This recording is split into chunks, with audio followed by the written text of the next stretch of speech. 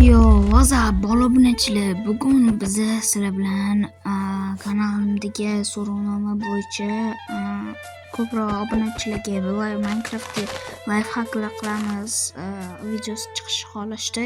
Shuning uchun sizlarning so'rovinglarga bo'yicha men hozir Minecraft bo'yicha qurilish ideyalari, har xil prank va live hacklar ko'rsataman sizlarga. Bu birinchi qism. Biz atigi 3-4 ta narsani qurib sizlarga ko'rsataman.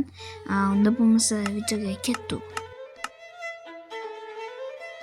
Bizani birinchi proyektimiz, live hackimiz shundan iboratki, biz hozir Legends for Light Speed qilib qo'yman, Legends for Sword.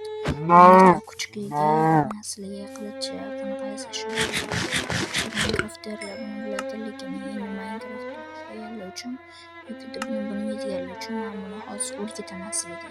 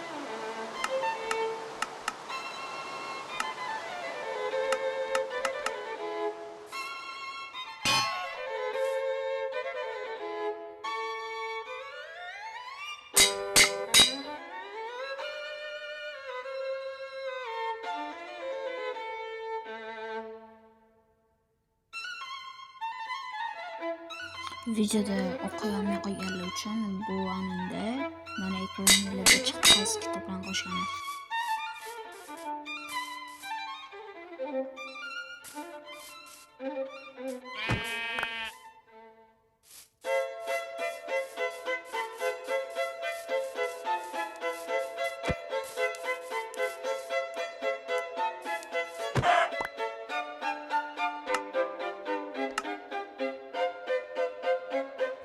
Men hozir sizlarga temir golemni necha darda bo'lishini ko'rsataman.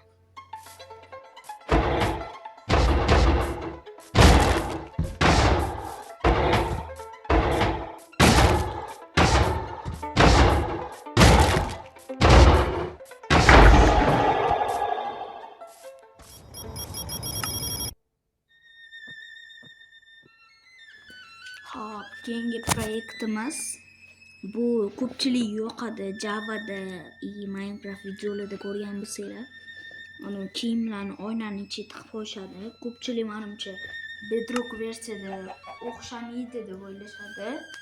Chunki Bedrock versiya to'g'ri blokka ichiga tiqib bo'lmaydi. Ya'ni kiyim sushilkasi ham blok hisoblangani uchun ko'pchilik ishonmasligi mumkin, lekin bu kiradi. Hozir men sizlarga qilib ko'rsataman o'zim. Mana ko'rib turganingizdek, bizga birinchi kiyimlar oldik. Oyna kerak bo'ladi. Sushilka kerak bo'ladi. Keyin mana o'qib turadigan. Keyin mama nima desa bo'ladi mana. Xullas o'sha qimillatadigan, suradigan bloklarni kerak bo'ladi va richak kerak bo'ladi. Bitta bizga atrofini chiqib ketmasligi uchun blok kerak bo'ladi. Chunki blok bilan agar aniq qilmasangiz, u qochib ketishi mumkin.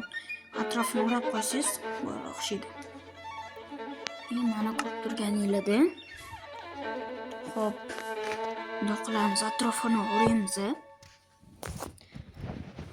Xo'sh, atrofini bunday bloklar qo'yib chiqamiz, chunki bo'lmasa qochib ketsa, bunday surilib qolsa, oynaning ichiga kirmaydi. Qochib ketsa keyin oyna orqasida qolib ketadi.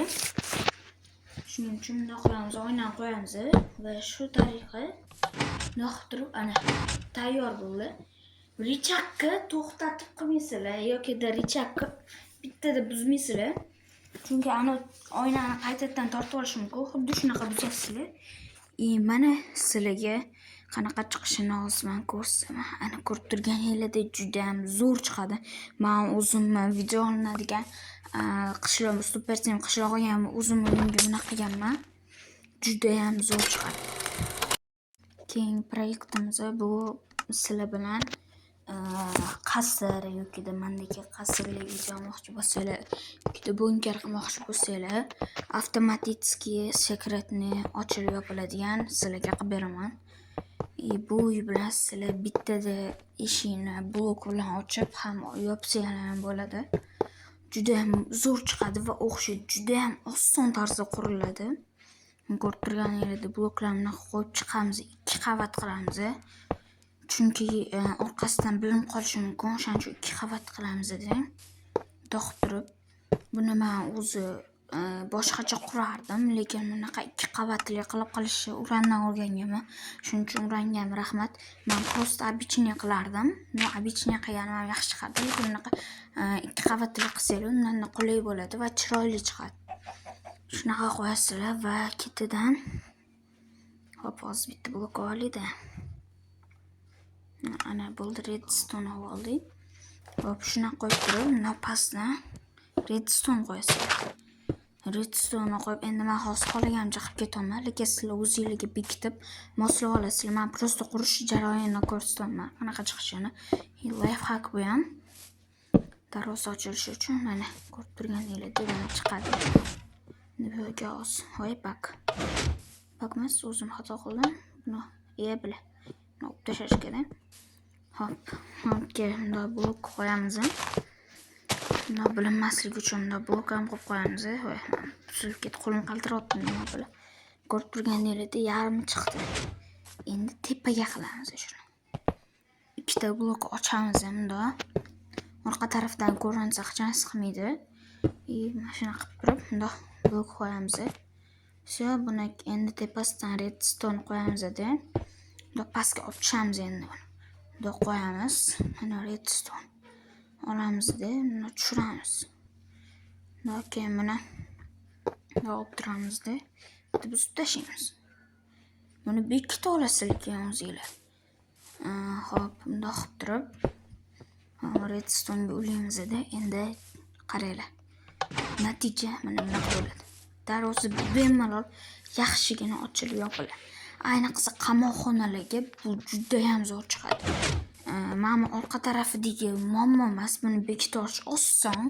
Shunchaki nimadir qurib yuborasizlar, uni bekitib qo'yasizlar. Mana endi biz keyingi proyektni qurishni boshlaymiz. To'g'ri, men 3 ta video otilmadi, 3 ta life hack ko'rsatmoqchi edim. Lekin ishlarim chiqib qolgani uchun oxirigacha montaj qila olmadim. Lekin menimcha shu 2 tani o'zi ham sizlarga yoqgan bo'lsa kerak. Hammalarga xayr.